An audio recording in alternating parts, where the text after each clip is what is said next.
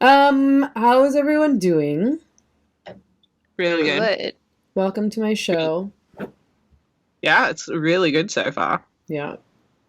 It's called The Same Drugs with Meghan Murphy, and I'm Meghan Murphy. And this is the show, so I'm pretending that we're having a show now. Yeah. This is So Karen. we're all just role playing that we're on a show? Yeah. Yeah. Just like, I mean, this is just our chat, but let's pretend like we're doing like a YouTube show or something. Are we all playing with our hair? Sure, yeah, let's all play with our hair. Okay, so this is Karen. Karen, we've met on another show. She introduced herself as nobody really, so we're just gonna go with that. Yeah. Fine. And this is Jean, who like slightly less of a nobody. okay, are you like pretty well known in Australia? So not. Yeah, like people know me. People know me. Like I've done some things. I get out there and do some in real life stuff sometimes. Cool. What kind of things? Well, almost everything that I did this year has been cancelled. So, but I did. Well, I was one of the organisers of the International Women's Day that happened up here this year, and I was organising like a women's gathering that was meant to happen next month. It's still next month, right? We're not on the 1st of April yet. Not quite. Yeah, next month. And but yeah, obviously nobody can gather, nobody can do anything. So now I've done nothing. Yeah. Okay. So, and both of you, did you two start actual feminism together? Or yeah. Yeah. Yeah. Good job, guys. Extremely facetious. I was on vacation at the time and talking. So you did a lot of work. You're like, I wasn't really there, but I'm going to take credit. No, I was like away, so I was on my computer heaps because I normally have this stupid job that I have to do, right? And then, but I was on my computer heaps, and Karen and I were talking heaps, and then Karen was like, "Let's just start this page," and I was like, "Okay," and then we went apeshit for like a week, solidly, and then has been probably progressively less apeshit, but more creative since then. Have you two ever met in real life? Yeah. Oh, Yeah. where? At our Here. house. Yeah, at my house. Oh, like you came to the States. Yeah. Okay. Fun. Do you want a picture of us together? Yeah? Mm. Is it a sexy Not a picture? good photo. We've had several conversations about Karen's... What? I was good. Well, we've been having conversations lately about sexy babies, so I don't know. Instead of sexy baby photos, we'll Sounds get weird like when you some say it. sexy photos of you guys, I guess. I don't think you're allowed to say Karen that, only Megan. likes sexy babies. Well, that's why I stopped myself and laughed instead. But then I didn't know how to follow through, so I just went for it. You want me to dox my children? Is that what you're... Meghan Murphy God. doxed by babies. Perps are so fucked up. Okay, so since I know all those rumors are true. Okay, so since we don't know Jean very well, I'm gonna ask Jean a couple questions, so don't feel left out, Karen. You can talk whenever you want to. You're equally as important Say and that. valid Say as that. Jean. If you're talking about me, there is no reason for her to respond. Okay, don't interrupt Jean, Karen. This isn't about you. Jean, Yeah. tell us why your feminism is better than everyone else's feminism. So I don't know if you can see, but I'm wearing extremely unsexy glasses, and I have like shaved parts on my head, and my underarms are quite hairy. Okay. I'm fat. You sort of can't see from this angle, but I am quite fat. And why else is my feminism? Okay, Karen, you should talk me up. You told me not to talk. You Yeah, told me it but you wasn't have my to. time to talk. Okay, Karen, you're allowed to talk. I'll give you 2 minutes. Jean's feminism is awesome because she's autistic, and so she doesn't get. Is that how she it doesn't works? get, like, Yeah, I mean, she just doesn't get wrapped up into like the nitty gritty daily stuff that bogs us normies down, and she can like see the whole playing field, and yeah, she's very good at getting what she wants. Yeah. Well, that's a good skill. That's somebody you want on your side, though. Is that like a skill that all autistic people have, that they're able to get what they want? Yeah. That's, what do you think the point of meltdowns is? You throw tantrums. Is that? I don't know that much about autism, to be honest. I'm very, very in diagnosing other people with mental illnesses and like all sorts of like psychological disorders that I really don't know very much about. So, you know, I like to diagnose people with things like Asperger's and things like that, or I like to say like, oh, they're probably on the spectrum, or they have like a personality disorder. But I don't know anything about those things, and I'm definitely not qualified to do that. So what? Does Laura call you out on that? Laura knows some things about that, yeah, because she's a psychotherapist. But I just mean in my personal life, I like to do that. But so it's fun. Tell me a bit about autism and being autistic. What's that like for you? It's fucking awesome. Like, there's almost no drawbacks at all, except for getting tired in social situations. Like, I just get like worn out. If I have to talk to people all day, I just like get zonked. But mostly it's pretty great for like the reasons that Karen said, that people get caught up in stupid shit all the time, and it's totally filters out of my periphery. Like, Karen will frequently like message me about some bullshit, and I will have no idea what she's talking about, even though like we've probably both been exposed to it almost an equal amount, and it like completely filters out of my existence. Like interpersonal stuff. Just like petty stuff that doesn't matter at all. Not that I like, obviously I enjoy like bitching about people and all of the normal pursuits that people find entertaining, but what else is good about autism? If you have like, so you kind of tend to get, I guess it's hard to explain, but you do kind of get like what is colloquially known as like special interests. If you can get that, like and make money off it, that's gold as well, because you just like unending passion for like a single thing, which is good, because that's kind of what I've managed to do in my life. And then what else? I'm not much of a smiler, which I tend to just go from like nothing to laughing, which people find disconcerting. I have an amazing power to make people really, really uncomfortable being around me, which I really enjoy. which maybe you experienced when you were on the podcast. Oh God. I mean, I said this on the podcast, but that was definitely the most embarrassing thing I've ever done in my life. I wasn't exaggerating. It's like, what's going to happen when people listen to this?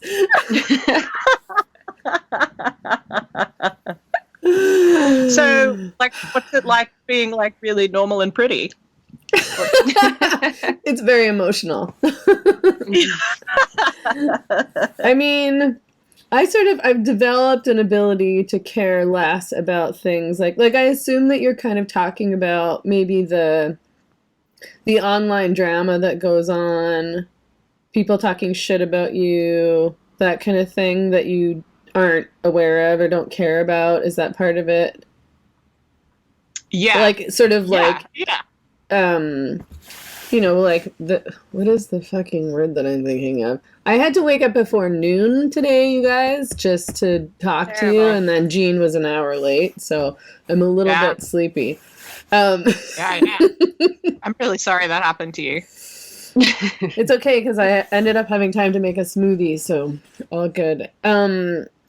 And okay, but yeah, like the interpersonal drama, the tear downs, the shit talking, like which is constantly going on in radical feminism online, which I think is very upsetting to many people. I mean, I try to stay out of it so I don't get super, super bothered, and it happens all the time, so I just feel like I can't even keep up with it, so who the fuck cares? But is that the kind of thing that you're talking about?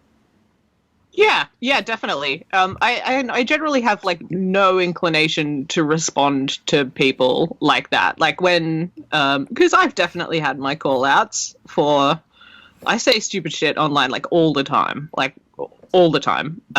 and whenever I get called out on them, I have no interest in like having like ongoing arguments with these people. Like I cannot, and I don't understand people that do. Like it is so baffling to me that like you would want to commit any of your time and energy into arguing with people that don't like you for no reason at all. It's really like it's so strange to me. And if people can't leave me alone, then they just get blocked, which is considered a sign of weakness on many platforms. But I endorse it. Mm-hmm. Yeah, I mean, I just feel like people who do that kind of thing are the kinds of people who spend way too much time on the internet, and they also seem to enjoy Facebook arguments, and I don't enjoy Facebook arguments. I fucking hate them. So they just find them wherever they go. So you really can't take it that personally.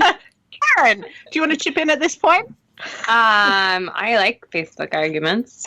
Kind of, sort of. I guess it depends. I guess that's like, why you're always trying to pick fights with me on Facebook and call me out. Yeah. Well, I mean, my favorite thing on Facebook is to get two other people to fight for me. Yeah, that's fun. That's fun, yeah. Okay.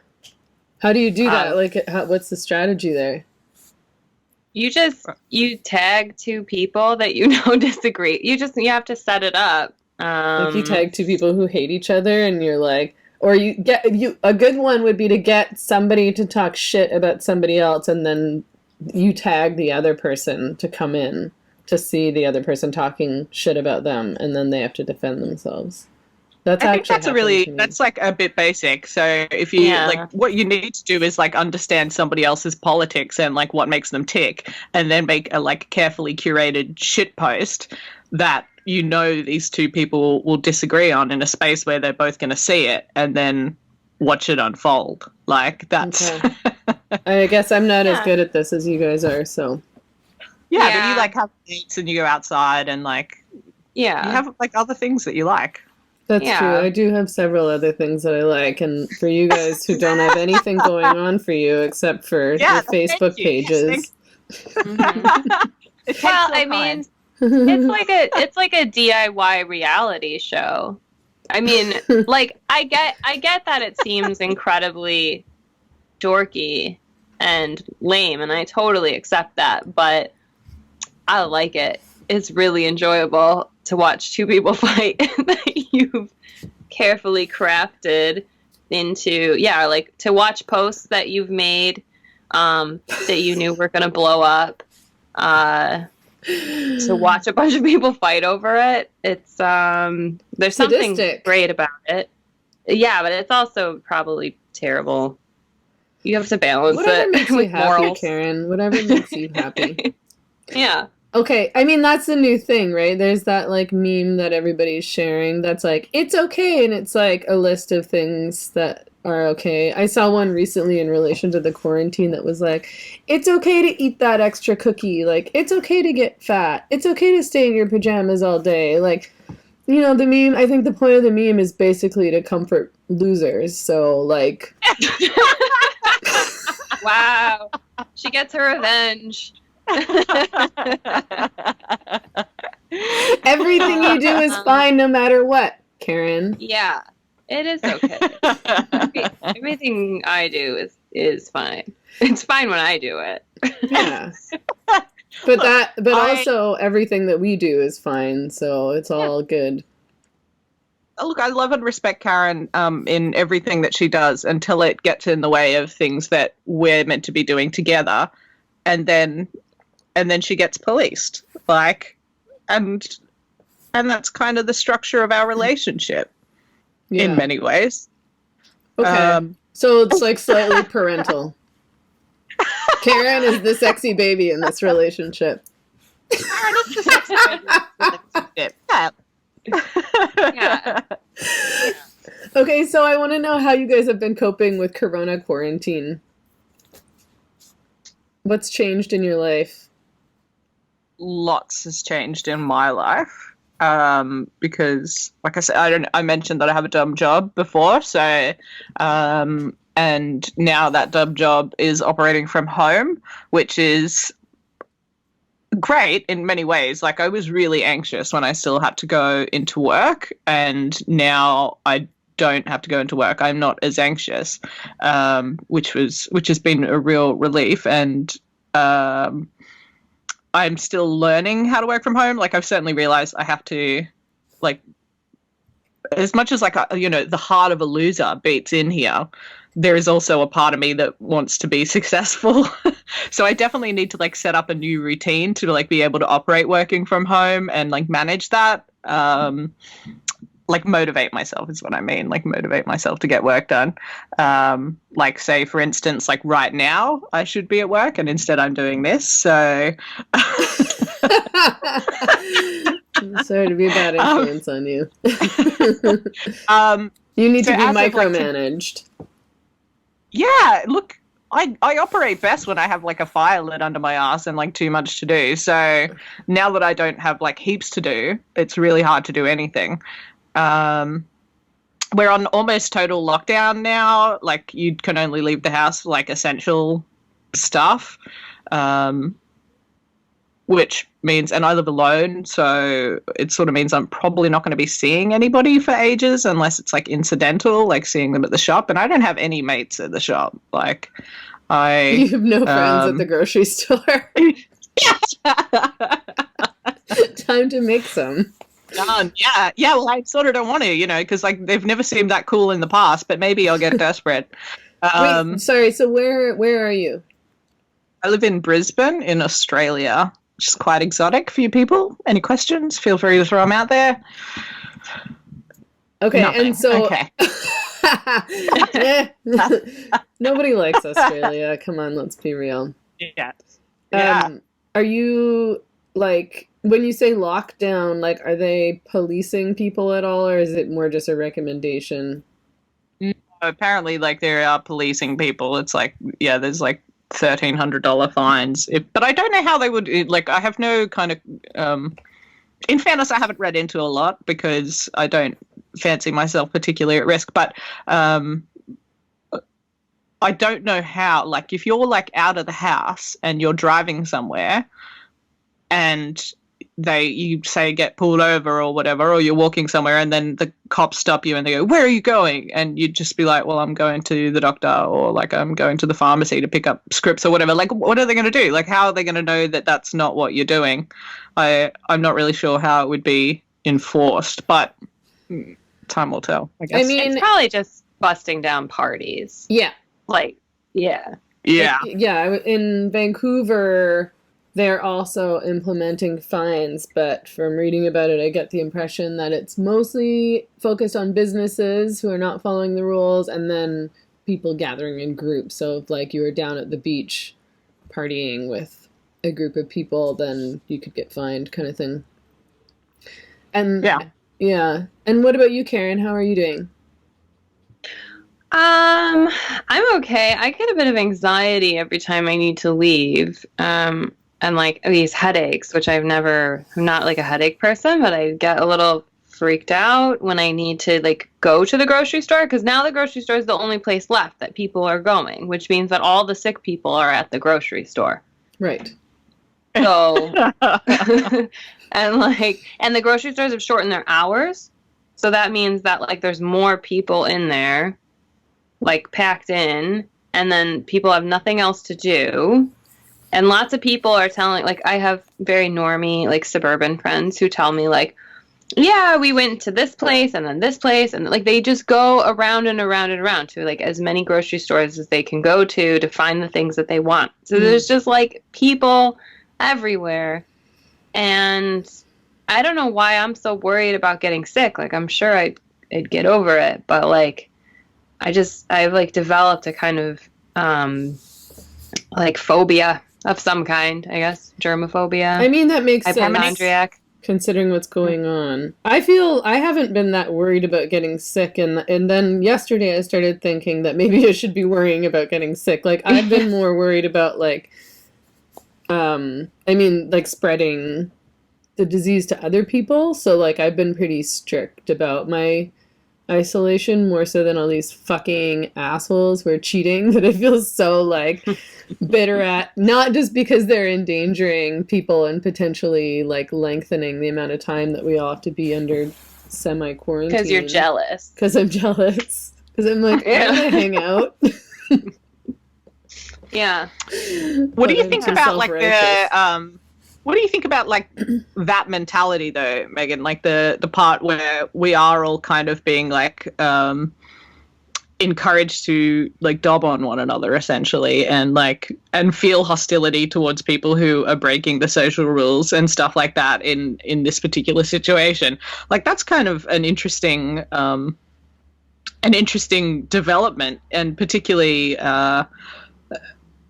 with so much of like say left book discourse about like don't snitch and all cops are bastards and that kind of thing, and yet now we're in this mentality where we're all getting really paranoid about our neighbors like having people over and gathering and people leaving the house, and underneath news stories of 5 kids in a park there's a bunch of comments about how they're like insensitive assholes and so on like that. Like that's a really big social change, I think. Yeah, I mean, fuck kids, right? Yeah, fuck kids, what? I mean, okay, so I have two minds of this. One of which being that people policing other people, like normies policing other normies, is pretty stupid because nobody really knows what they're talking about. Like everybody now thinks they're an expert. Everybody on the internet thinks they're a doctor and a scientist, right? And they're lecturing each other about things that they have no idea about. They've read something on the internet, right? So I've seen videos of people like yelling out their windows at people on the street and being like, get off the street, go back inside. And I don't know if they're out on the street like rubbing themselves over other people or what, but I sort of assume they're just people walking around. And I'm like, no, people are allowed to go outside. Like the stay home message is good in a lot of ways because people should be staying home as much as they possibly can. But it's not literally just stay home all the time. Like you're allowed to leave the house and go for a walk and go to the grocery store, and like you technically could leave the house and go for the walk with somebody and stay 2 meters apart. I mean, I guess it's best avoided, but so the policing I think can be a bit ridiculous because people think they know what they're talking about and don't know what they're talking about. But on the other hand, I very much enjoy judging other people and feeling like I'm better than other people, as I'm sure many of you have observed. So and this is like just a new platform for you to do that. Yeah. So now I can be like, wow, fuck you guys. Like, what a bunch of idiots you are. I'm doing this right. You're doing this wrong, as per usual. I mean, in this case, it's like the social shaming thing, I think, kind of works because I don't want the cops to be in charge of policing people. Like, I don't want it to be like we are on literal lockdown and you have to, like, I don't know, bring a note from your doctor essentially to prove that you're going to do something essential, and if not, you're fined and all that stuff. So I would prefer that we all just police each other if that's the alternative, and that we use social shaming over actually the law and leaning towards a police state. Yeah. What do you guys think? Shame is healthy, I think. I think so too. I think shame has gotten a bad rap lately, especially like on the left. Like the left seems to really hate shame, and it's like it depends. It's like split with pedophilia, but like otherwise nothing should be shamed except for like being a Trump supporter or something. But like there's all kinds of shit that you need to shame, and that includes this, and that also includes being like a pervert. Totally. Kink shaming is okay. Tell you kids. Yeah, I fully support kink shaming. Yeah, you're right. And it's funny because like the left, as much as they hate whatever they call moralism and shaming, kink shaming, slut shaming. What other things are you not allowed to shame? You're definitely not allowed to shame men. Fat shaming, you're not allowed to do that. I guess But at the same time, I think that they've decided that it's okay to shame you if you stand next to somebody who's conservative. So. Right.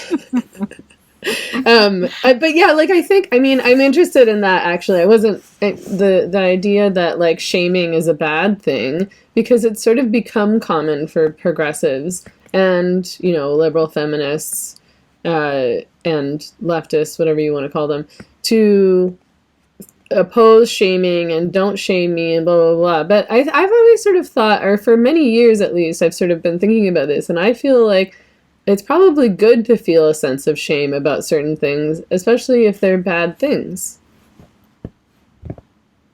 Yeah. I mean, that's a pretty,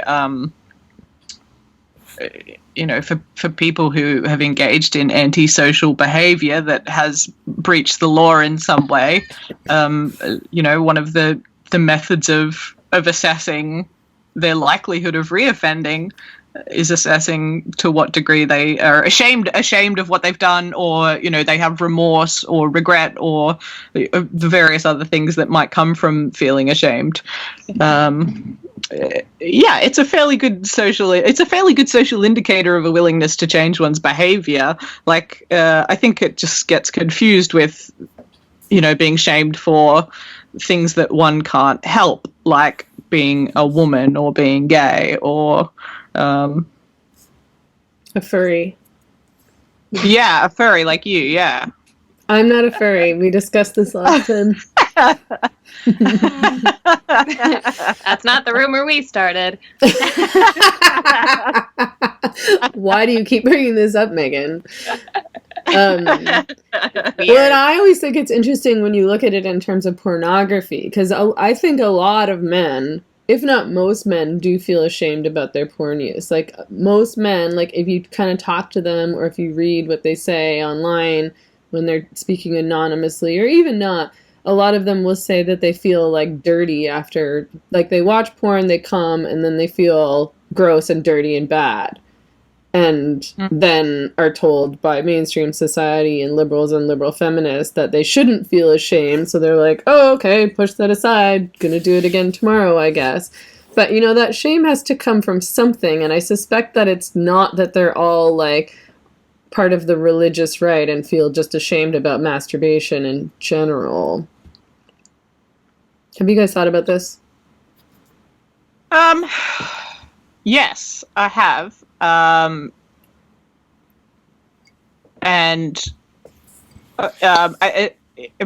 Two things. One of them is I can see, I mean, I don't know about you guys, but I certainly used to use pornography, and I would also feel ashamed afterwards and feel kind of disgusting. And it wasn't until like later, I just really, I don't know, I guess I never analyzed it like when I was in that moment, but I just sort of thought that was like a normal part of after you're done, you know, like that's like the following feeling. But then obviously years later, when I became one of the country's top feminists, I realized that it's a, why wouldn't I feel ashamed to be looking at something horrible? Like, and this is hard to talk about when I'm on webcam. But like, why? Yeah, but you know, but why wouldn't I feel ashamed of entertaining myself in that way, like to something that is fucking horrible in most ways? I think the other side of it is a lot of men get off on shame, like humiliation, like a lot of men, like it is so obvious.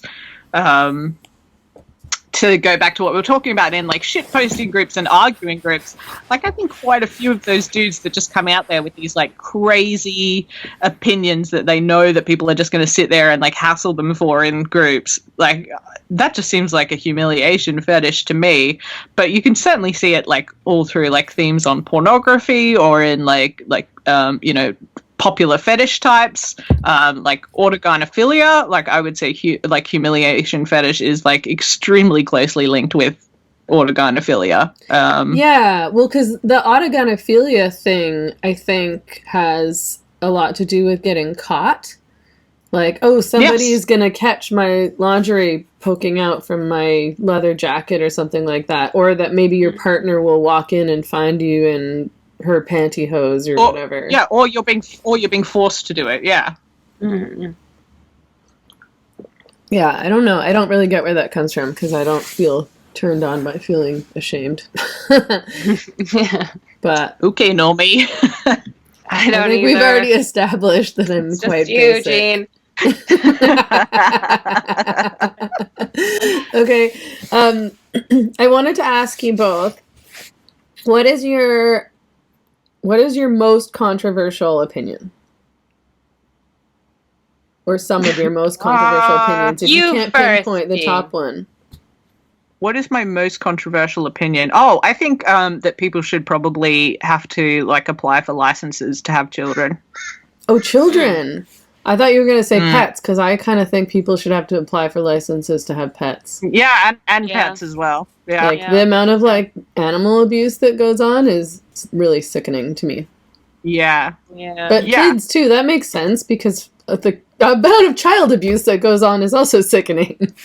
Yeah, it is like, and I don't think it like, it's not like I think the license should be like means tested or anything.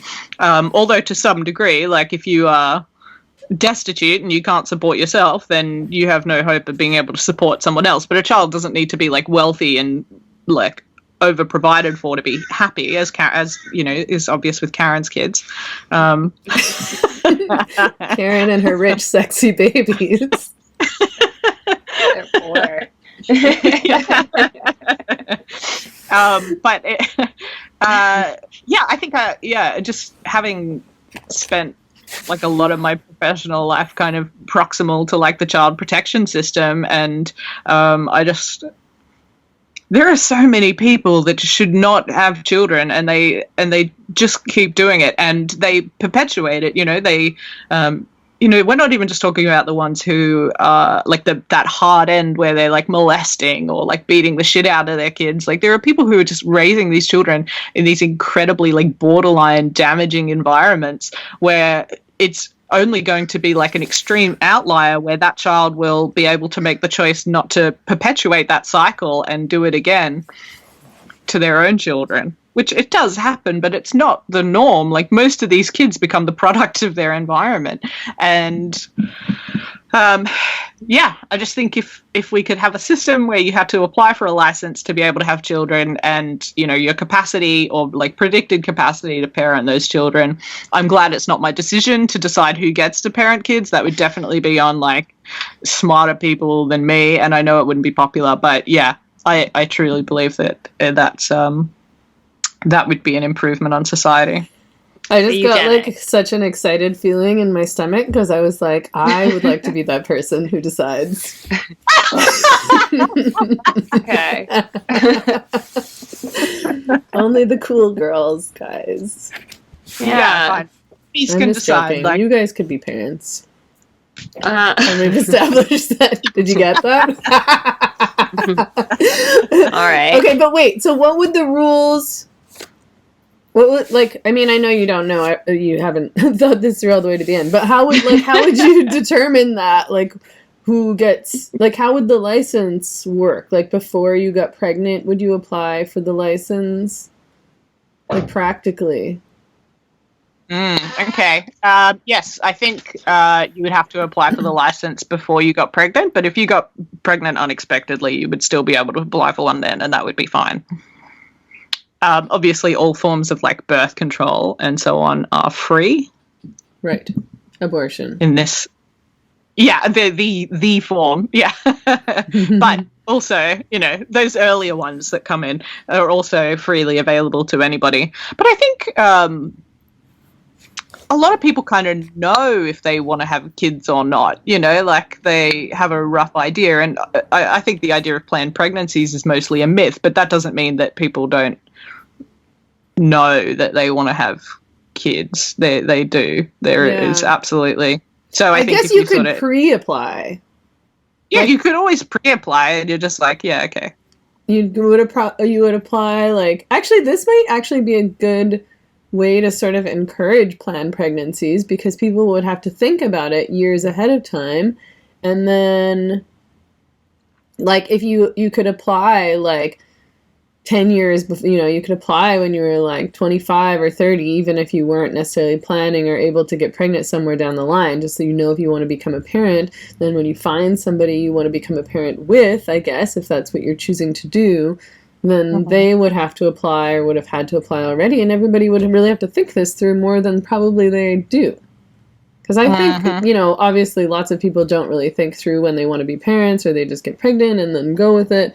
And then some people, I think, just sort of assume they will one day, but aren't that serious about it. I don't know. I mean, it would probably be fairly complicated. Yeah, it sounds really hard to, like, put into action, but... yeah, that's my most controversial opinion. Karen, what's yours? I thought I got to weasel out of it. No, this is going to be some way, racist bullshit for sure. Like,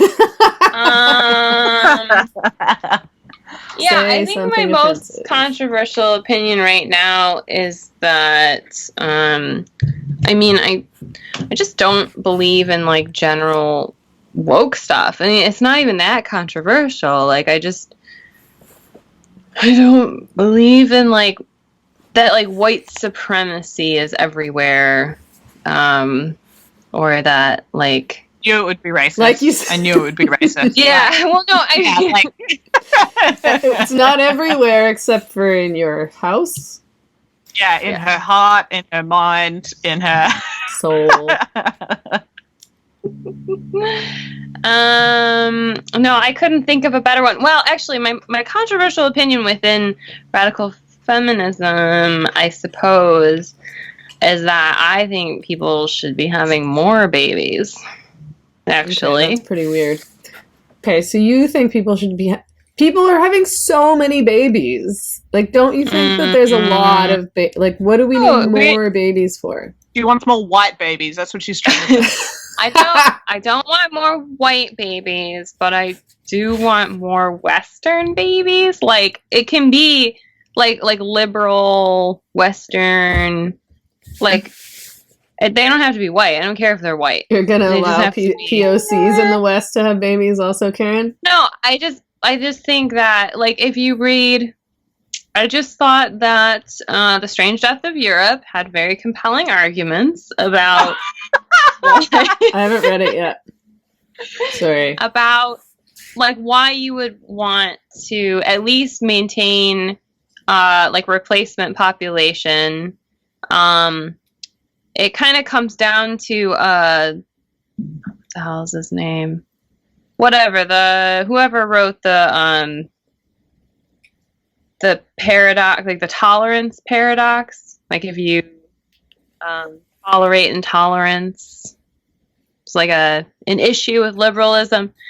I just think that we have, like, a really great thing going with, like, feminism and accepting gay rights, and I think we should be concerned about how easily that could be washed away if we let it. I think I agree with you. I think I missed the connection to the babies, though. Oh, well, because it's really easy. She wants more gay babies to uphold, like, the gay. Oh, you want gay babies? Okay. No, okay. I don't want just gay babies because I don't want them to get trans. I want gay white babies. They don't have to be white. They it's don't even about have gay to be... supremacy, not white supremacy. Yeah, global homo.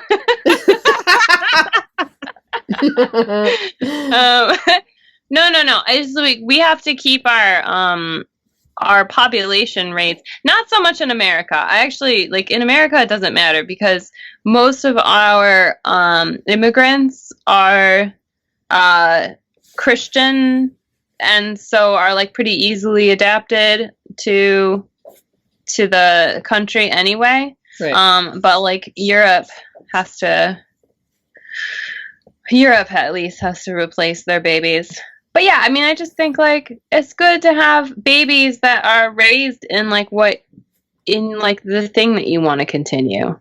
Like, if you if you're too self-critical, like, as like a country or as, like, a culture, if your culture is too self-critical and it, like, decides, like, we're terrible and we're not going to perpetuate ourselves, like, you just create a vacuum. And like And like the hardcore Christians and the hardcore Muslims and like just hardcore everybody who are like the people you don't want to have a bunch of kids and like populate the world, they're doing that. They're having tons of fucking kids. Yeah, so, like, and Normal my license system. Huh? Okay, that's true. Okay, so we can talk. What did Jean Maybe say? we I can didn't work hear. together. Not on said my that. license system. Yeah. But they're gonna say that's discrimination. That you're not letting them have. I mean, That's fine. it's true The that it's system is funny. discriminatory in its foundation, so yes, that's fine. I mean, the people who are like set up pretty well are the ones who are self-hating, right? Like the left, the popular thing on the left is to hate, if you're in the US, to hate the US, and in Canada to hate Canada, which I find especially ridiculous in Canada because, I mean, Canadians are really probably some of the luckiest people in the entire world because they live in Canada. Yeah. Like, Canada's a pretty good place to live, except for the fact that everyone is, like, very boring and wears, like, hiking gear all the time. And the denim on denim. No, I like that. I like that. Yeah. I do that. Yeah. I've done that for many, many years now. Cool. It's hard to avoid because we all have so much denim, and you're like, well, what jacket am I going to wear with my jeans? I have 4 denim jackets. That's what I'm talking about. Don't you want to perpetuate that culture? Don't you want the next generation to have as much denim as you have? I do. I see what you're saying, but also I don't want any more people. I'm trying to figure out ways to make Vancouver bad so that people leave Vancouver. I don't want them here. I want everyone to get... I'm like very nationalistic about Vancouver because I was born here. So like in Vancouver, which is apparently...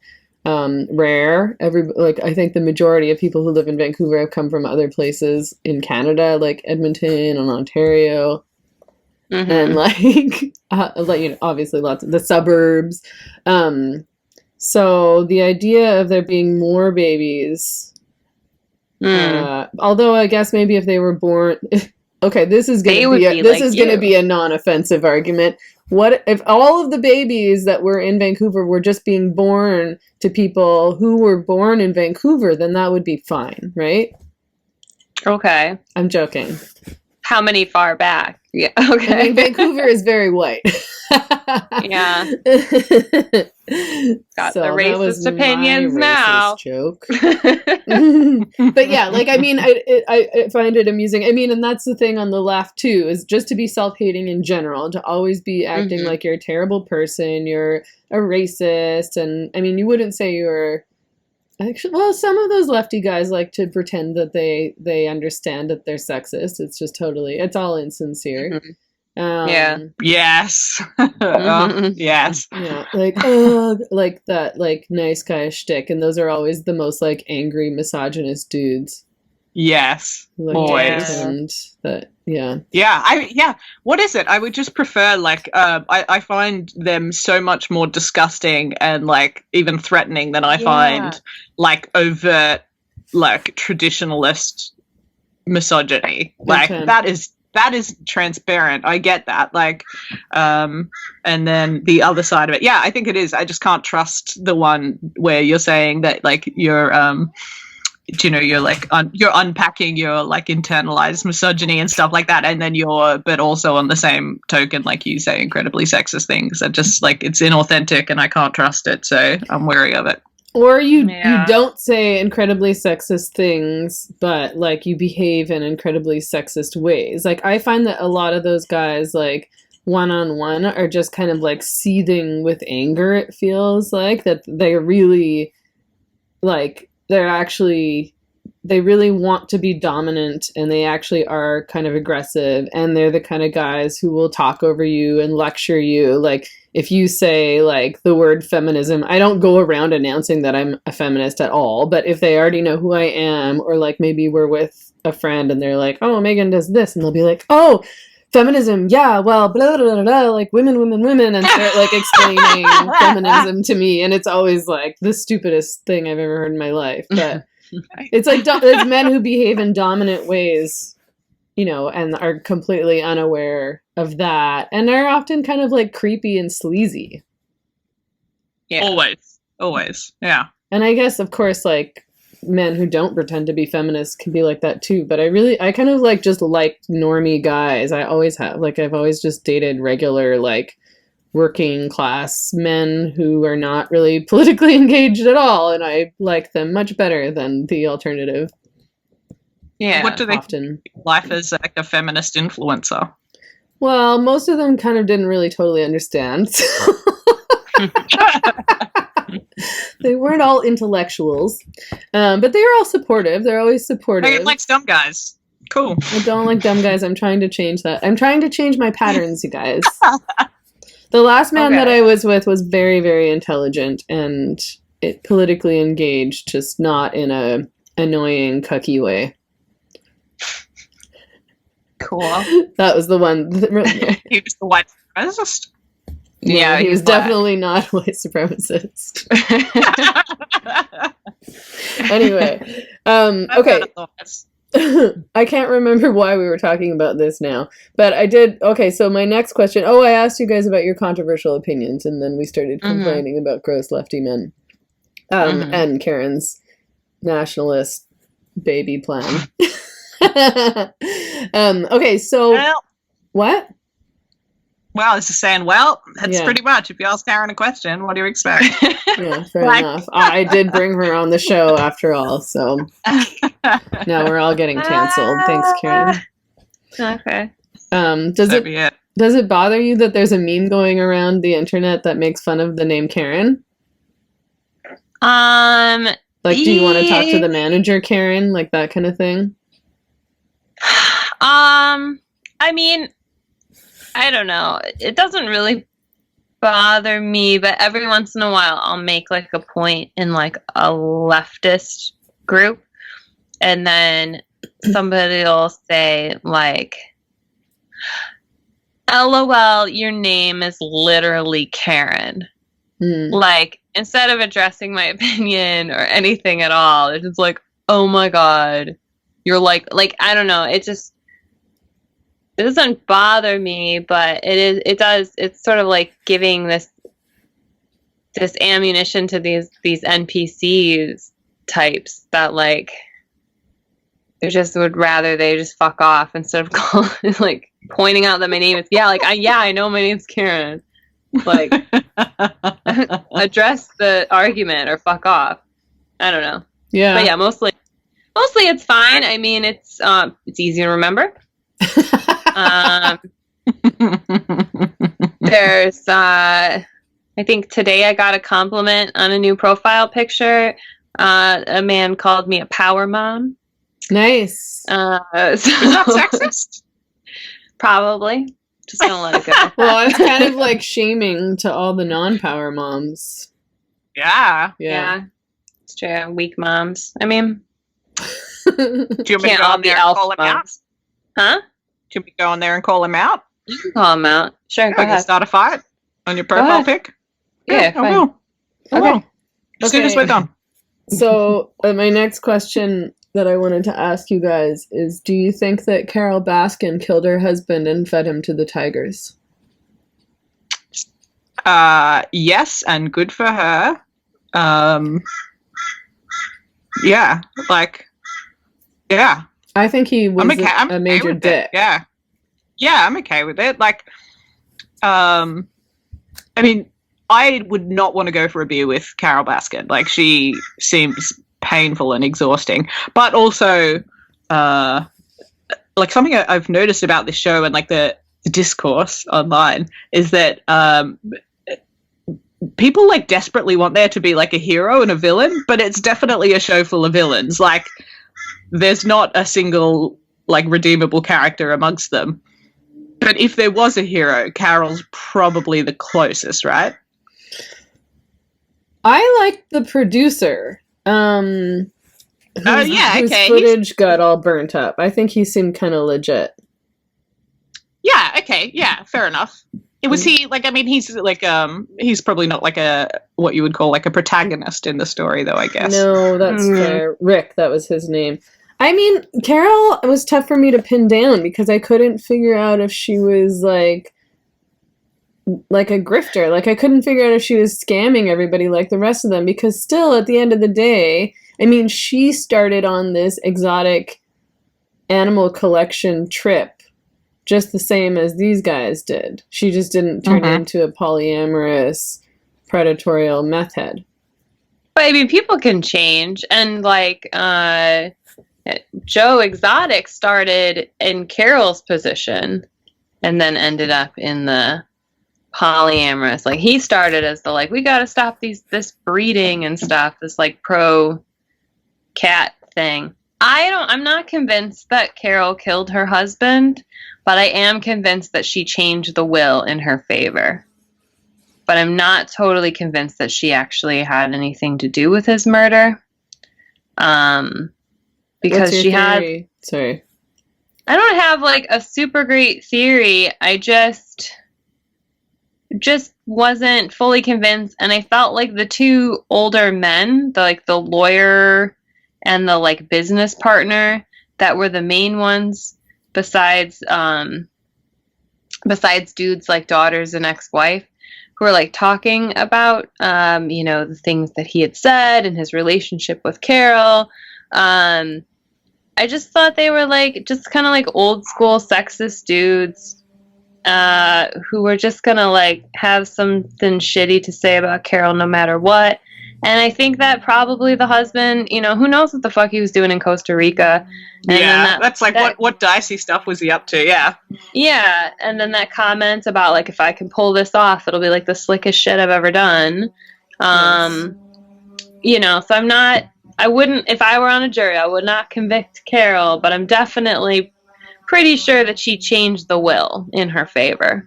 Yeah, I mean, I'm not completely convinced either. They definitely set it up in the show so that it appeared as though she did, which made me a bit annoyed because they were so clearly biased, I thought. Yeah. But, I mean, yeah, he, like, and the fact that he said, he told a friend a few days earlier that he was scared of Karen, right? That he felt in danger. Carol. Sorry. No one's scared of me. Whoops. Carol.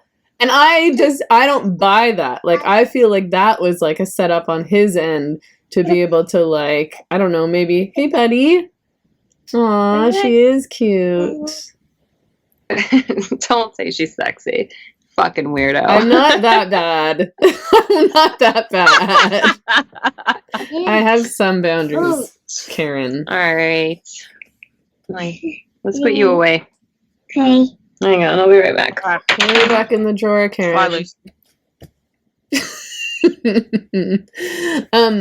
So, like, because I was like, you're not scared of Carol. Come on. Like, you're a grown man. You're wealthy. You have power. Like, you're scared of Carol? Like, what is it you think Carol's going to do to you? I mean, maybe murder you and feed you to the tigers, but. Yeah, it's without being there, it's like impossible to pin down, because abusers like quite often have that narrative when talking to other people and trying to paint their victim in a particular way, and their victim acts crazy because they're being traumatized. But I don't know, like I have no concept of whatever it is. But if she killed him, I'm not mad. Like, that's fine, and good on her for like getting away with it and stuff as well. Like, it's probably pretty good to have tigers that eat your abuser. Yeah, I mean, he seems quite awful to me. I mean, he was disgusting. He was at least emotionally and psychologically abusive, if not, who knows what else, right? Yeah. I mean, she was like, the power imbalance was massive. Picked her up on the side of a road when she's completely vulnerable. It's the whole situation was just disgusting. Like, obviously, really abusive to his like original family. Don't get me wrong, I have no doubt that Carol was really toxic and awful too. But so yeah, I mean, people are shit. Like, that happens, and I think, like, did he take any money with him? Like, there was no money gone when he left. Like, that's kind of so he's definitely dead, right? I don't know, actually. I mean, he probably was good with his money. Like, he was super, super stingy. I read today online that he proposed to Carol with a $14 cubic zirconia ring. Yep. But so I bet he had money hidden away, is what I'm saying, like in, offshore accounts or whatever. Is that what they're called? Don't know anything about money. Yeah. So he could very well have just disappeared with his girlfriend in Costa Rica and started his whatever scam he was trying to run over there. Surely somebody knew who the girlfriend was, though. Yeah, that's true. I mean, I suppose if they knew he had a girlfriend, although maybe, maybe, who knows? Maybe he was involved in some shady shit and he got murdered by somebody else. Yeah, that's. But so exactly. his first wife, he married her when she was 14 and he was 17, and then cheated on her like crazy. That woman seemed like the angriest woman in the world, and I'm quite certain that her marriage had something to do with that. Her whole life, essentially. Yeah. And blamed Carol instead of her husband for all of that. Yes. Like, as though Carol... Whoops, I keep saying Karen. I mean, this is totally something Karen would do. So. Yeah. No, she's done it before. And I support her, like... I mean, that guy really deserved it, Karen. Yeah, it was fine. Like, it's fine that he's like, talking shit about me.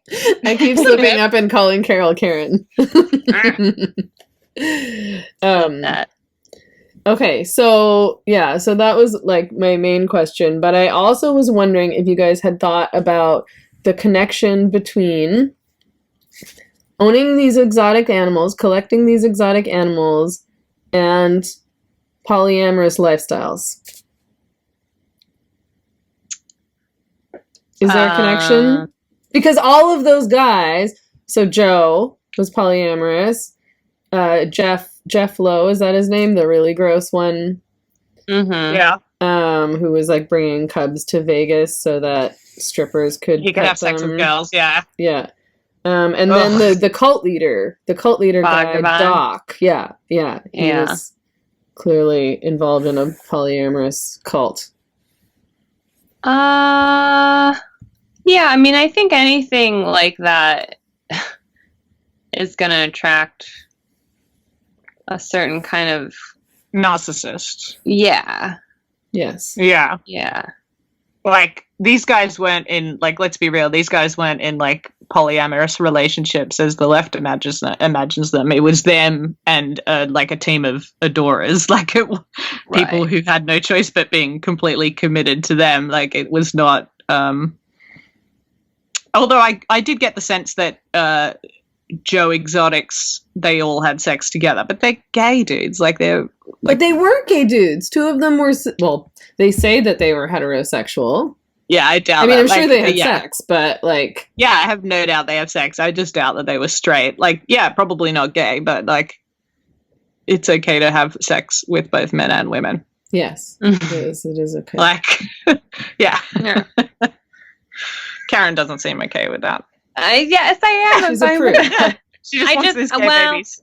No, I mean, I am a little doubtful about bisexual men. I mean, I get it. I know they exist, but J. Michael Bailey didn't find any in his study. Wait, what study? Tell us about this. And I'm sure, like, the method is in question, but, like, he showed, like, you know, erotic stuff to men and women and, like, measured their, you know, their naughty bits and for, like, arousal patterns. Right. And he found that, like, women were, like, mostly bisexual, even straight women, and lesbians were lesbians, as you would expect, but like of all the guys who came in and claimed that they were bisexual, they either were exactly like the group of gay men or exactly like the group of straight men. Like he didn't find where they had the same like arousal patterns when shown pornography of women or pornography of men. That's interesting. So, I didn't realize that. Yeah.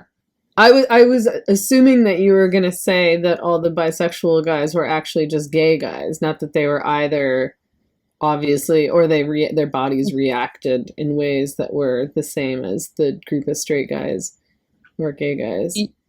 Yeah. I mean, I'm sure like at some point in the past, people who were claiming to be bisexual were just gay. And now we have some that are, you know, I don't know. Now they're all queer. There might be a little bit. Right. Yeah. But I mean, the whole, like, I think that the paper was actually titled, like, Straight, Gay, or Lying or something. But provocative. Yeah. But that, like, the old. I mean, like, in the gay community, like, for the longest time, like, gay dudes didn't believe that bisexual dudes actually existed. They just thought that was like a gay dude who was like hadn't come out all the way. It's okay, because it's funny, because I get the impression that lesbians often are skeptical of bisexual women because they think that they're actually going to end up straight. And I think that actually is what happens a lot. Like, I think a lot of women kind of experiment. Yeah, they experiment with lesbianism and then they go marry a dude. Yeah. And then they go around calling themselves bisexual all the time because they want people to think that they're sexually adventurous or cool or interesting or whatever. Yeah. Yeah. But it does seem that women actually have the propensity or whatever more readily than men do to be same-sex attracted. Why do you think that is? If you're already straight. Well, I mean, evolutionarily, it makes some sense because sperm is not a very, like, you can get some sperm. That's not like that hard. Yeah. But getting somebody to like stay and take care of a baby is a very expensive prospect. So, I mean, it kind of makes sense that, like, two women could easily shack up, like, in times where many men were, for whatever reason, maybe war or whatever, there was, like, a shortage of men. Right. It makes sense that women would be able to switch. Plus, we are, like, the first sex, right? Like, they come from us. Like, we have all of the stuff, all of the range of everything. Like, we have, because there were, like, females before there were males. And then males are, like, these kind of specialized things. Like, their thing is the sperm thing. So, like, we are already complete. We're better. I'm very much a female supremacist. Plus, apparently, women are more inclined towards monogamy than men. And I'm basing this partly on what happens in the gay community, which is that they all seem to be in open relationships. I'm probably like replicating stereotypes. Even the most but even some of the most conservative ones I've met will have like open, like not they'll do like threesomes and like there will be open aspects to an otherwise monogamous relationship. The most normal non-partying gay dude couples I've ever met are pretty consistent. Yeah. In their uncontrollable horny boners. Yeah, I feel like all the gay male couples that I've met or known all have an agreement where you're allowed to go out and hook up with other dudes, and it doesn't seem to impact their relationship at all, which I've never understood or been able to relate to, because obviously if my partner was going out and hooking up with other people, I would be choked. And even if we had an agreement about it, I think it would not function well in the relationship and get complicated. And I've never had a partner who would have allowed me to go hook up with somebody else. Like, I've even asked because I've like been in, I asked because I thought I was going to get a yes. Like, I wasn't trying to start shit. It's because, like, you know, the men that I was in relationships with, not all of them, but these guys, I guess, were, like, not super jealous guys who were, like, pretty easygoing and sort of, like, I guess, open-minded-ish about that stuff. So I sort of just thought it would be fun. And I was like, so is it okay if I just go, like, make out with this guy because I really just want to get it out of my system so I can stop thinking about it. It's disrupting my thoughts on a day-to-day basis. I didn't go that far, but that was my practical thinking at the time. I was like, I just need to go get this out of the system. And they were like, no. It's like, oh, okay, then I guess I won't. And I didn't, but you know, like I've never totally understood what it is about the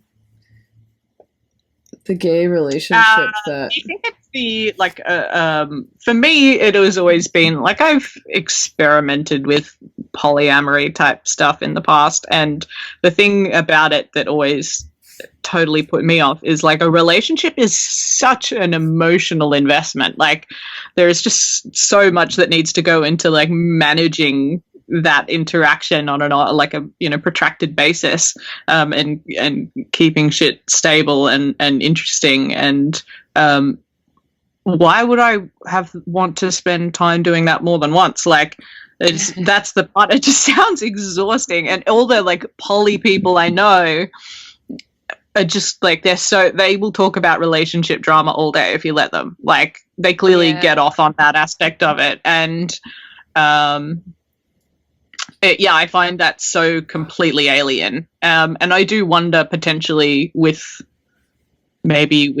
gay dudes and everything that I know about men, is they're not as invested in that relationship maintenance stuff. That relationship maintenance potentially comes a bit easier when you have a defective Y chromosome.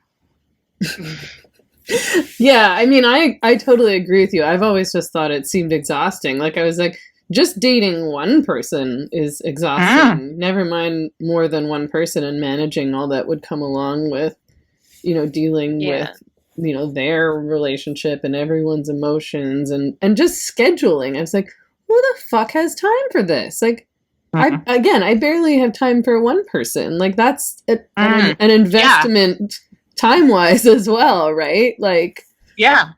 No, I don't have time for, well, I do have time for one person if anybody's watching, but I can fit it into my life. Yes. But barely. Like, I really, really like my own time, and like some of the best relationships I've ever had is when I've only seen them, like, once every 2 weeks, and they are happy to just come over and, like, not talk to me much. Like, like. Yeah, I'm a once a week kind of person, maybe twice in a week, but I'm not I want to hang out with you all the time kind of person. If I'm in a relationship with someone, I'm a normie.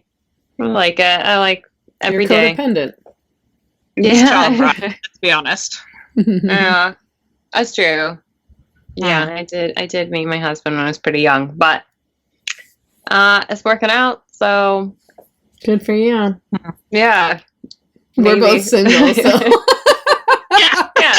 Clearly it's a flaw in Karen, not in us. I think there's a lot to be said for those relationships where two people are young, although your husband was considerably older than you, is when people when you develop together, like, there's a lot to be said. Yeah, there's a lot to be said for that. He has ADHD, you know that. So he is, like, stunted, right? Like, anyway, I don't understand a lot of his messages to me. Like, it's just incoherent babble. Like, this is a really good point to segue into whether or not you guys, since you both have personal connections to intellectual disabilities, mental disabilities, whatever you want to call them, what you think about the word Oh, I love it. What you think about the word retarded? Are you offended? Yeah, I love Like if I were to call you myself. a retard, Jen, for Jean. This is what happens when I wake up before noon, you guys. I can't remember anyone's name. Never That's again. fine. Never again. Are you drinking vodka? No, it's Killer, I margarita. think. Oh, okay. Yeah. Okay. She's drunk. You can't see. Like, she's been slurring her words for, like, the entire time. I Like, usually drink through these things too. It's just still like Yeah. morning for me at 4 p.m., so I can't start quite yet. Yeah. But like, so like, if for example, if I were to be messaging you, Jean, over Skype, and you said "Hey cunt" to me, and I was like, "Wow, Hypothetically. Jean," hypothetically, Yeah. "Wow," and you were like, "That's a term of endearment," and I was like, "Hey retard," and then was like, "That's a term of endearment." How would you feel about that? Yeah, I'm fine with that. Like, I know that if you thought I would be outraged by it, you probably wouldn't have said it. So, Yeah. Yeah. I mean, this just happened earlier. This was a real exchange. We had this 1 just- hour ago. So. Yeah. Yeah, maybe say cunt to someone or like thanks cunt. Like that's like it's like one small step up from mate, you know. I call my Yeah. coworkers mate. I call my coworkers that I like cunt. Do you call them retard? Only very quietly. Yeah. After they walk away from your desk. Yeah. Yeah, but it'd be like if they did something wrong, like if they send me through something to look at and it's like all fucked and I'll be like, God, yeah, good one, retard. Like, no, I wouldn't use it as a pejorative. Like, I think we should have retard. I think it should be available because lame is available because we don't call people who are actually lame anymore. Moron. Dumb is available because we don't call people who are dumb anymore. So retard should just be opened up because like we don't call retarded people retarded anymore. Yes. So this is also so it should my just argument. yeah. What'd you say? This is also Speak for my yourself. argument. Oh. But also, like, in the American, like, academic literature, Yeah. retard has only been out of vogue to describe people with intellectual disability for about 6 years. Like it's quite recent in America that it stopped being used, and I remember because when I was in university, I used to feel fucking scandalized reading like American research papers about because they were disability. using the word in studies. Yeah, retard. Yeah. It was still a clinical term in America until quite recently. Like, I thought that ended like I guess after I thought it lasted maybe in this till the 70s or something. I didn't realize that it was still being used in like a scientific way until recently. yeah, like it was definitely while I was in university. So, the not so distant past. In Yeah. Australia though. No, but they were American papers. Okay. I was just trying Like, to make a there's, joke like- about Australia. No, how we've not been many- using retard for quite a while. Wow. Look at you. So progressive. Yeah. So how many years until like it can be released into the public domain? It's been released. It's released. It's done. Oh, it's done. We don't get to Yeah. make that call. Yes, you do. Well, Who gets how long to has make it the been call? since? How long has it been since we used moron, like clinically? Oh, Like about a 6 long years? time. 6 years, 7 years? Well, how long? Yeah, probably not that much longer than Okay. retard. And people use moron all the time, and they don't use. But I mean, moron is like I use the word moron the same as I use idiot or stupid Yeah. or dumb. Yeah, but I'm just saying, if you're using that metric of like those words, like we have to bring them back, then I'd say you've got another like at least 30 years before retard is good. I You don't think think that so? it's about years, though, is my point. I think it's about how it's used, which is I agree with Karen's argument that is like, I wouldn't use the word retard or retarded to describe somebody who had an intellectual disability. I would use it to describe somebody who was being stupid or that I didn't like. Or you. Or whoever. Right. Yeah, same. But, well, depends. Depends on the company who I might call retarded. But yeah, I'm not opposed to it. I don't really think there's like very few words that I think should be completely off the table in a like a casual setting. Yeah, I mean, Maybe none. I don't know if I could think of any. The N word I'm not comfortable with. Oh, I can't hear you very well, Karen. You got quiet. All I did was laugh. Oh. You still can't hear me? No, you're back. Yeah. I said think the N word on our podcast, Actual Feminism, on the first episode, if anybody wants to tune in. That's true. It was not Wow. No. We'll leave it. Ballsy. We'll leave there to be some doubt as to whether or not Yeah. What context I said it in. Yeah. Was What it a context? rapping context? Were you rapping?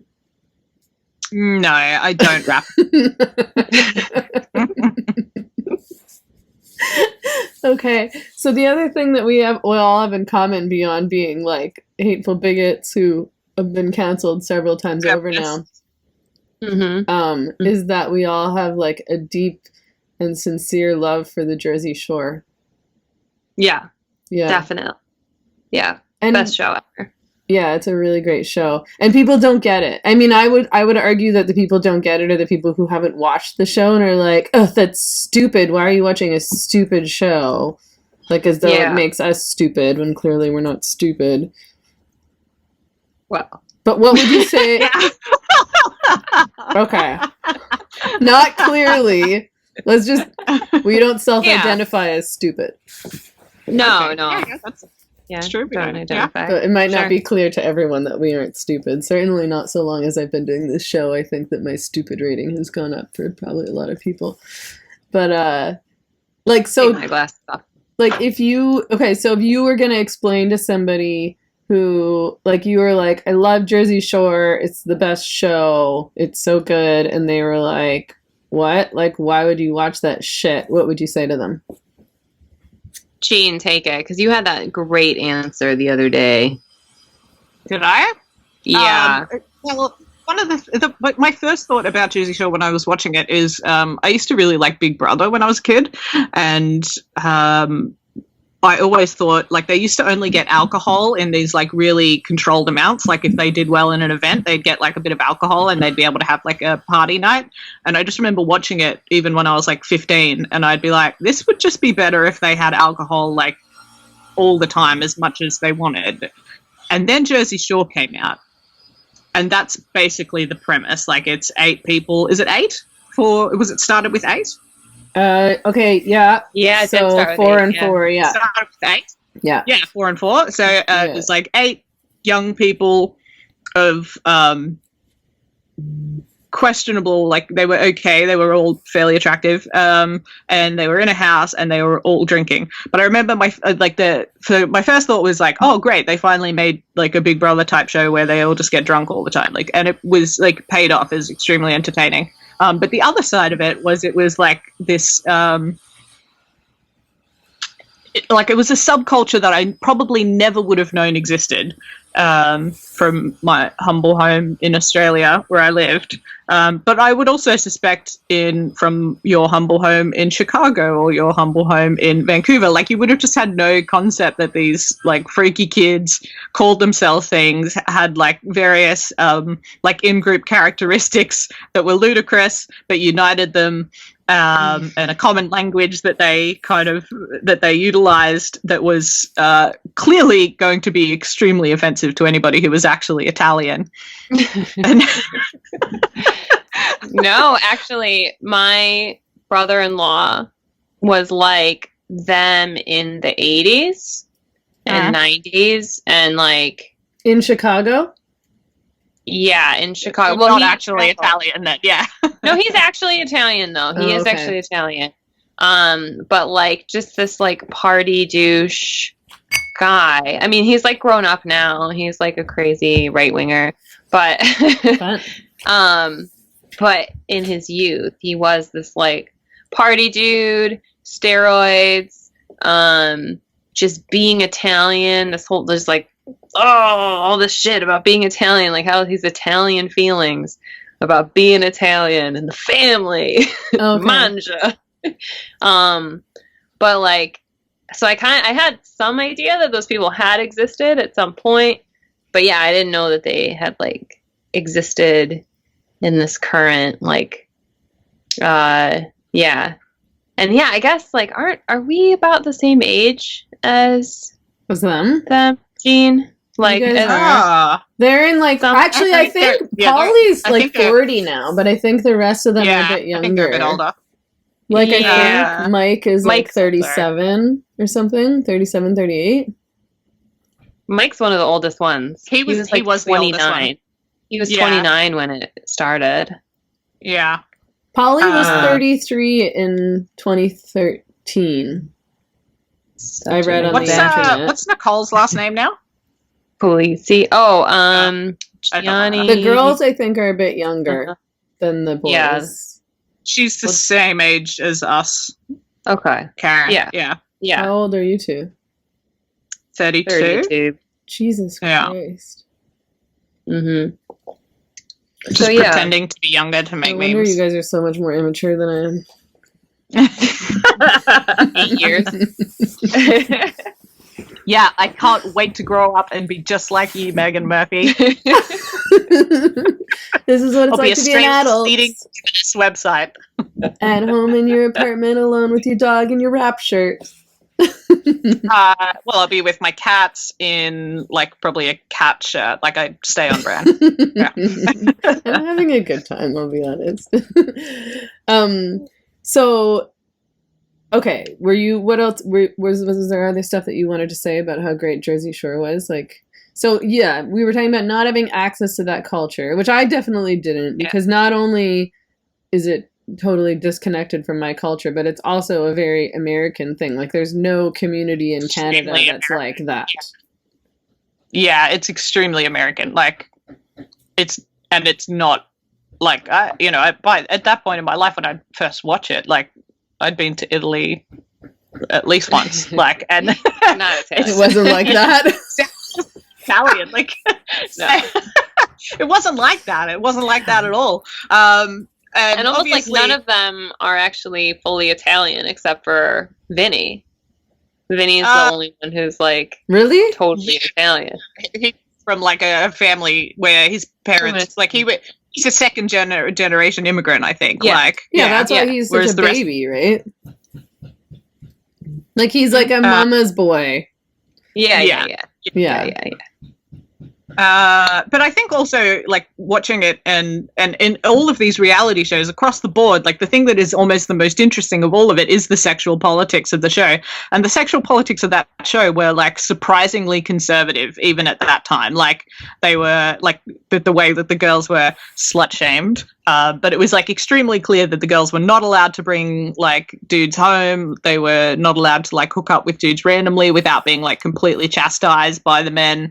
Like the men had total control over what the girls were doing most of the time. They were all hooking up though. Like they all fucked. Yeah, they were all fucking each other. They were fucking each other. That was okay. But all the dudes were like, yeah, they were all hooking up, and that was like fully expected. And even though the girls didn't like it, that didn't fucking matter. Like, yeah.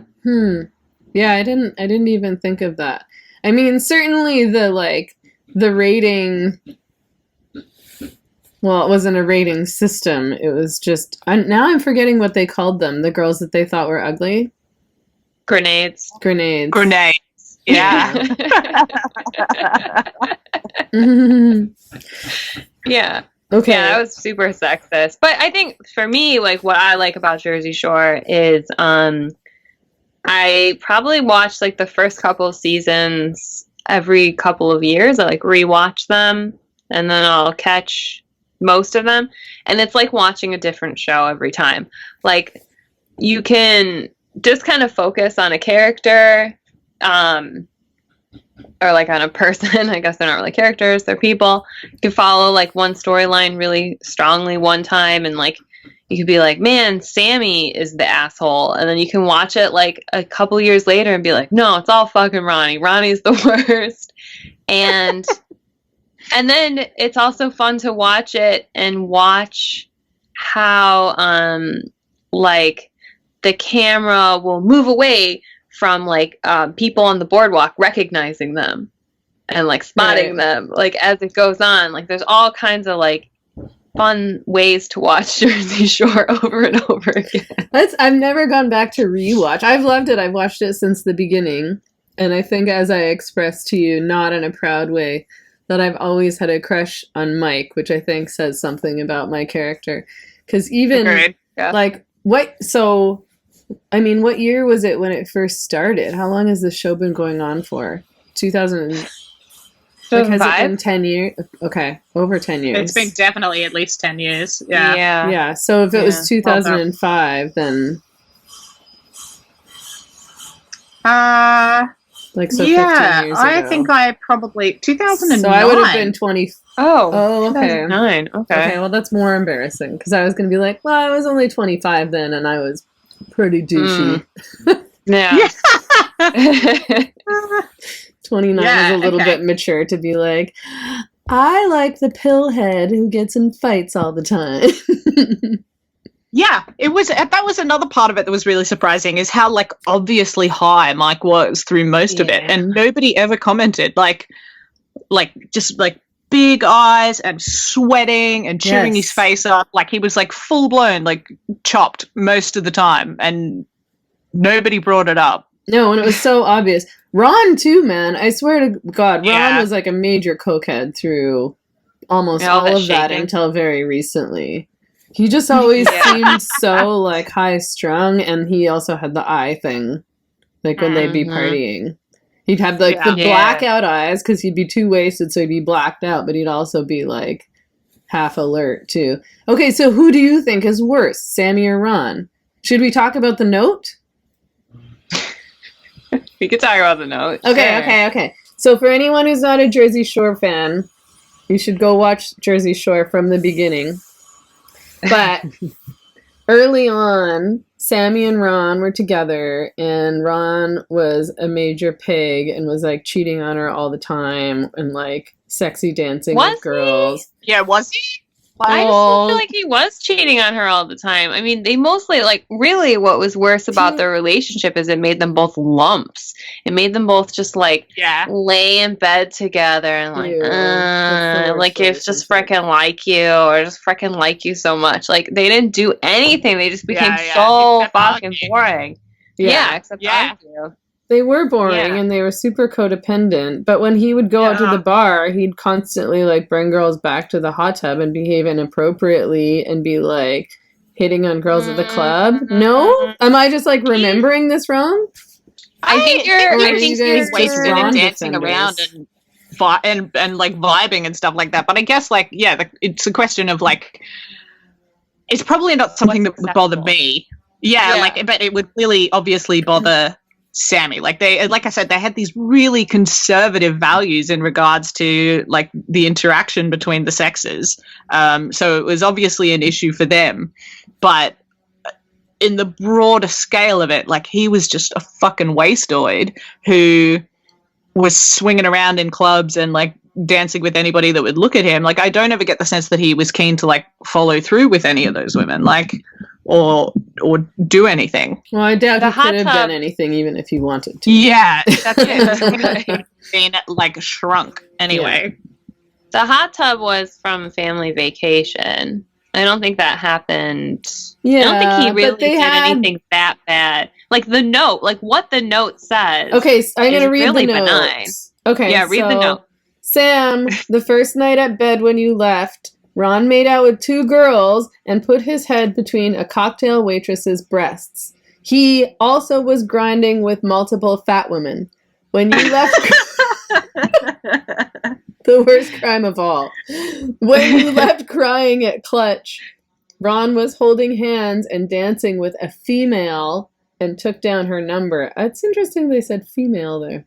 Multiple women in the house know, therefore, you should know the truth.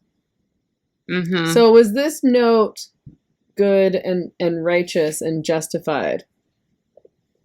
Sure. Making out is the boundary. Yeah, I reckon that's a boundary. Yeah. The head between the cocktail waitress's breasts is like, I mean, these are all just scumbags. Like, I don't understand how that momentary, like it's gonna. Yeah.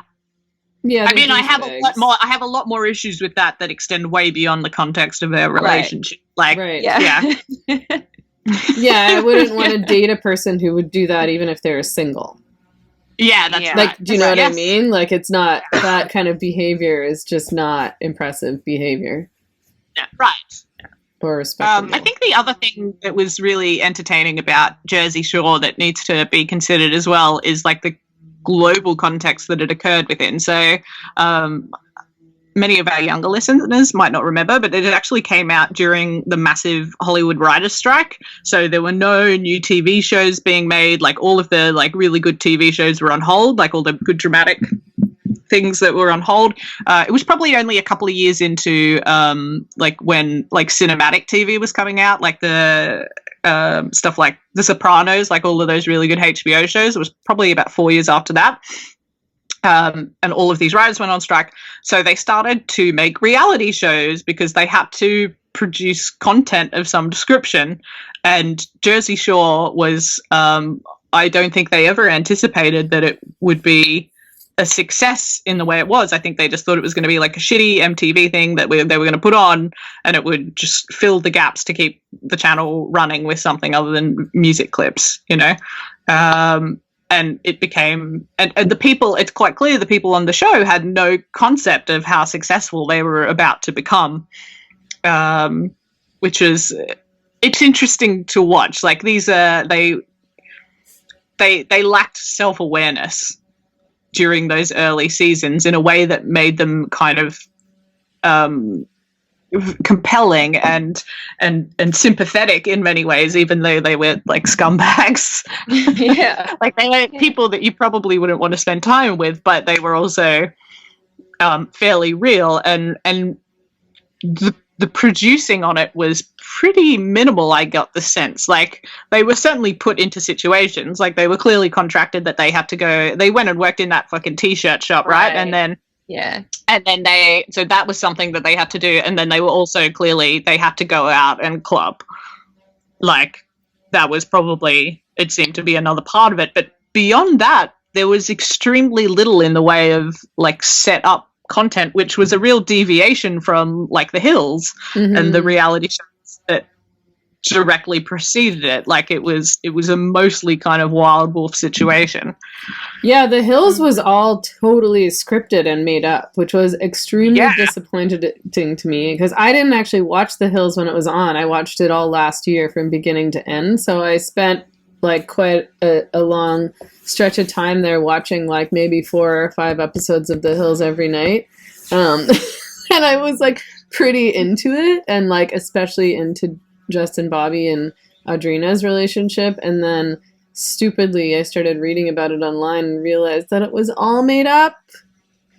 I don't know. But yeah, what happened off screen on those shows was definitely more interesting than what happened on screen. Yeah.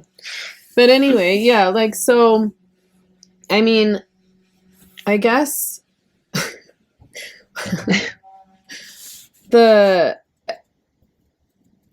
did want to get back to the note just like briefly, but I think, but you guys, I'm what gonna about stand the note? for JWoww. I like JWoww. Like I like I would JWoww have a drink too. with her. Yeah. And Yeah, I she was will. probably the So most who was wholesome. the best on the whole show? JWoww for me. JWoww. I Yeah. think Probably I like her Snooki the for best me. too. I like Yeah, Snooki. it had to be Nicole. Yeah, Snooki's a bit like too like wifey. I mean, I hate. Like she I was hate too Gianni. into right? Gianni, yeah. Like Fucking she's hate start that Gianni way. so much. like she he she sucks. gets too like, I feel like he must be controlling or something because she gets too cryy or weird when she does something that she feels like he might judge her for. Do you know what I mean? Yeah. Why do you Yeah. hate Gianni? He is just such a little whiny Italian baby, just like female labor, like women's labor vacuum kind of, like you can tell. He was just like, take care of me. Yeah. Nicole, I have a cold. Take like that. He would just, just be so fucking annoying every time he was sick, every time he like bumped his toe. Like it's just this real like traditional dude. And like, yeah, and he's short. Like I guess I am kind of prejudiced against short guys. I think we talked about that before. Karen and I don't Totally. like short guys. We have a prejudice. It's not like as people they're fine. I just don't want to be in a relationship with a short man. Yeah, I Well, mean, but I'm not Nicole's short, so Nicole Yeah. is How like a tall are you? midget, so it's fine for Yeah. Yeah. How tall are you? her. It depends on which year it is, but it appears to be around 5'8.5". Okay. Yeah. So Somewhere between 5'8" and 5'9". My notes keep changing. And why don't you want to have a relationship with a short guy? What's the? I'm just not The attracted to manlet? them. Do you think it's valid that dudes put their height on Tinder profiles? Well, apparently they're all lying. But yeah, I think Yeah. that they should. Well, because I mean, like, if you went on a date with, I mean, I don't use dating apps. I think they're weird and gross. But if you went on a date with a guy and he turned out to be shorter than you and didn't tell you, I mean, I don't know. I guess that's kind of unfairly superficial. So maybe that's bullshit. Like, I personally, like, there's more than one thing. It's first that I'm attracted to a man who's bigger than me, but it's also that I feel like when I'm around a shorter guy, he has a vibe that comes off as insecurity, and that's unattractive. It's like also men who are intimidated by me personality-wise. Like, it's like you can sense it, and it's unattractive. Like, I'm a fairly confident person, so if a man is not as confident as me, or is feeling insecure or feeling threatened or whatever, no matter how hard he pretends that he's not, you can sense it, and that's an unattractive quality. And I feel like I get a similar vibe from guys who are smaller than me. Okay. Yeah. So what if you met a short guy that was super confident? I just can't. Might win her over. Like more confident than you. I mean, Like, never shit's say all over your never. confidence. It's just never happened to me before. Okay. I don't Well, think. if anybody's watching and knows super confident short guys, Meghan is Show me single. I'm wrong. Prove me wrong. Yeah. Yeah. Do you think that any of the people on Jersey Shore were confident? Actually confident. Polly was confident. Polly still seems Yeah. confident. Yeah. He just seems very comfortable Yeah. with himself. Yeah. Yeah. Yeah, that's true. Yeah, Okay. definitely the least insecure. Did he had a couple of angry episodes, but only like one, right? In the whole time? He flipped Like- out kind of recently at a club, remember? Yeah, but on the show, mate. But I I'm can't. not. Yeah, on the show. Like I on can't the remember what not- happened though. Yeah, I don't. He, Yeah, I don't like, got remember. in a Yeah, fight he was with a always dude. pretty chill. He's pretty okay. He seemed like less of an asshole than everybody else, less ragey and like sort of in better control of his partying.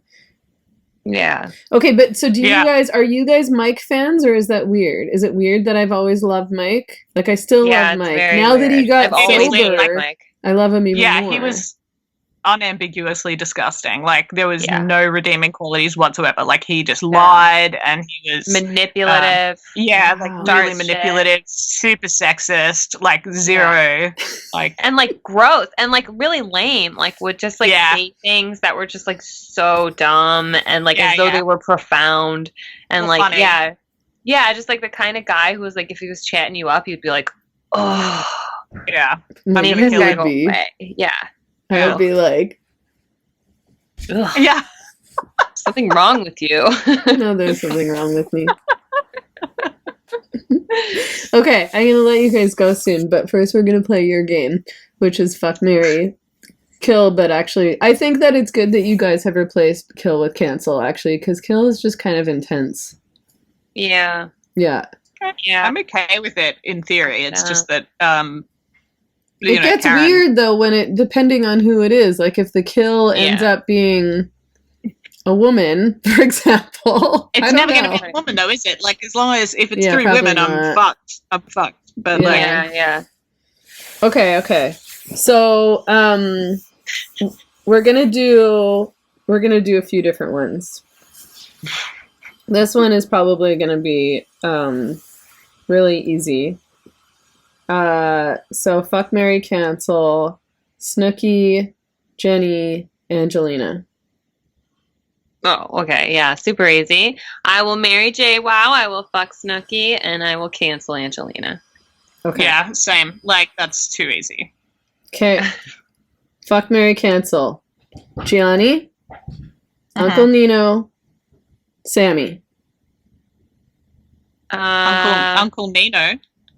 Was that Vinny's Uncle Nino? Oh, Vinny's uncle. Did I say his name right? Nino, yeah, right? I know. The drunk. This is a tough one. The drunk misogynist. Okay, Yeah. marry Sammy. Fuck Uncle Nino. Kill Gianni.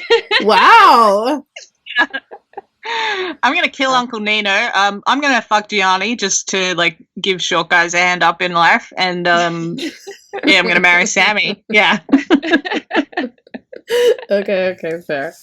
Okay, this is the last one. Fuck, marry, cancel. Jeff Lowe. Do you know which one Jeff Lowe is? Okay, Yeah, Jeff yeah. Lowe. Alan Glover, who's the hitman. Do you remember Alan Okay. Glover? Yeah. John Finlay, who was the first husband. with Okay, no marry, teeth.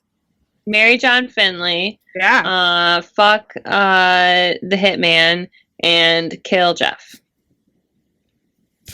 Yeah, I think I agree with that. Like, I thought John Finlay was really sweet, actually, in a Yeah. lot of ways. So, like, Yeah. I didn't have any issues with him. And fucking a hitman seems like a really good, like, it's like, if in like the context of transactional sex, that I might get something quite valuable back for that. Like, I can call in a favor later, and then yeah, that makes sense to me. Okay, so what about for you? It's like, so you've got like Mike the Situation Sorrentino, maybe Vinny. Oh no, sorry, Mike the Situation, and yeah, Vinny. I'm gonna go with Vinny and Benjamin Boyce. Fuck off!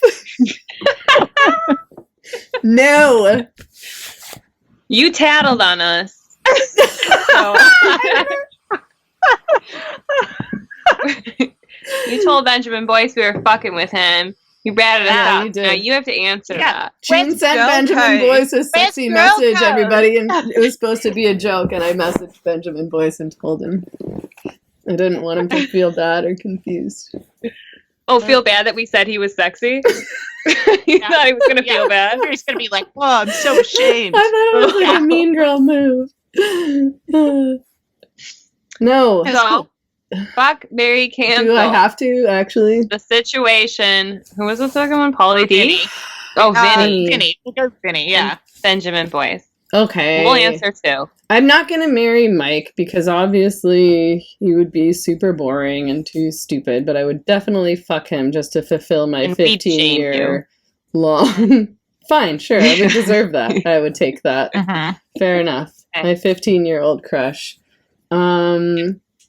I find Vinny like super annoying, and also he's a porn addict, and not just a like regular porn addict, but he watches like really weird porn. I don't know if you. How do you know this? Okay, did you guys Yeah, how do watch you know? that dating show that Vinny and Polly did together for a while? I can't remember what it was called, but they lived in the house together, and they had a collection of girls, and they both dated everybody.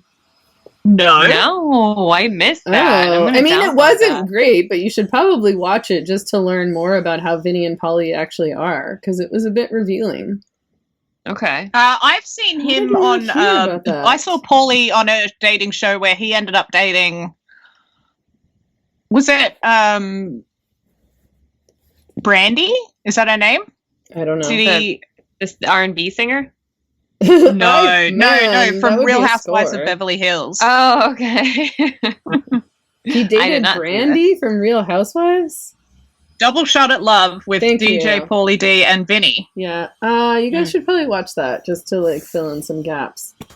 Okay. Okay. So it- what's your he's answers? He's You are? into like weird porn. Like he's not just All right. like Anyway, into porn, but he's into just say weird that you're going to porn. marry Benjamin And Boyce then again. find Benjamin Boyce. We can get married. Gene? Predictable. Yeah. I'm going to kill Benjamin, like, again. And That's mean, Gene. Okay. That's fine. Can't shame And- Oh, fuck. I just realized what my other options were. Really. her. Ugh. Wait, isn't Mike okay now? Yeah, he's great. He's sober, but I just feel like Still it would be lame. boring. He still says dumb shit as though it's profound. Ugh. I find it profound, but I'm gonna kill the guy that watches weird porn. Then, I mean, I guess I have no proof that Benjamin Boyce and Mike don't watch weird porn. Yeah, we don't really know, do we? Yeah, you never know. So, all right, yeah, I'm killing Vinny, and I'm going to, I'm going to marry Mike because I don't want to marry Benjamin, and I'm just gonna fuck Benjamin. Benjamin Boyce. Do you know that this is going on YouTube? You guys are aware of this, right? Yeah. Why do you think I brought it up? We'll start beef with Benjamin Boyce. Yeah. The fuck? Easy. No problem. Fine. Yeah, I'm gonna marry him. I'm gonna marry Benjamin Boyce. And I do like Vinny, but I don't like the porn thing. Are we doing polyamory now? I guess okay, fine. I'm okay to do polyamory with you, Karen. Okay, fine. So I'm gonna marry. I'm gonna join your. I'll be your sister wife, and then I'm gonna fuck Vinny, and I'm gonna cancel Mike because he says things that annoy me. Okay. And that's just enough. That's enough for me to kill you. So. Well, I think this is a great note to conclude on. Thank you, everyone. We've covered a lot today. I mean, cancel. Thanks, I'm just canceling. I'm not killing anybody. Don't kill anybody. I said cancel. Jean went for kill. It isn't my show. I feel way more open to saying kill men on this show. It's a safe space. No, bye. For you. Okay, bye. I'll talk to you guys soon. Thanks. Sure. She just bounces. She's like, ow. I gotta go. Okay, talk to you later.